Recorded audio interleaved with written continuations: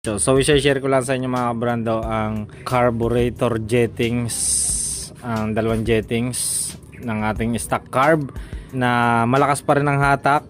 Kaya sabi ko sa inyo, kahit stock carb sa 160cc o 130cc ay pwede. Depende na lang yan sa tono ng inyong karburador sa jettings. So papakita ko sa inyo ngayon kung ano ang jettings na ring ating stock carb. Tingnan nyo naman, sobrang liit ng butas niyan kaysa doon sa 28. Yan o, liit. Buksan natin yan at papakita ko sa inyo yung kanyang jettings na ginamit natin nung siya ay stock carb. Okay, para may idea kayo. Sa Mio or sa SkyDrive, pwede nyong i-apply yan. Okay.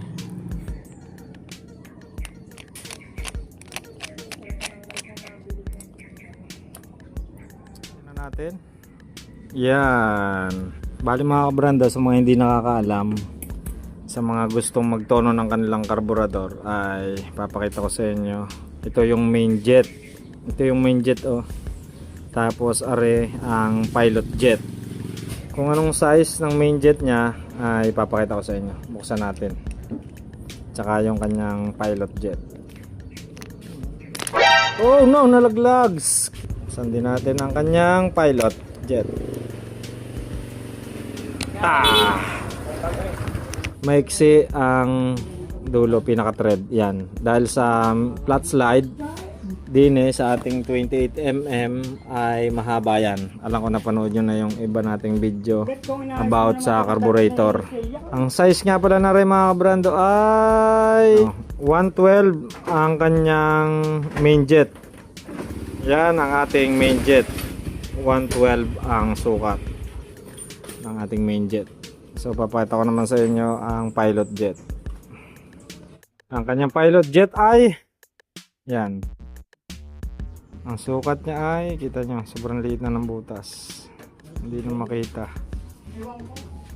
Ayun yung butas. Ayun, 32 yung pinakabutas ng kanyang pilot jet. 32 and 112. 112 ang settings niya pala dati, hindi 115. Pero pwede rin na rin 115. Halos konting-konti lang naman ang diferensya. Pero, ayun, goods manakbo. All goods. Napakahirap talagang ito, no? Hindi nyo basta-basta makukuha yung optimal pagdating sa pagtutono ng karburador.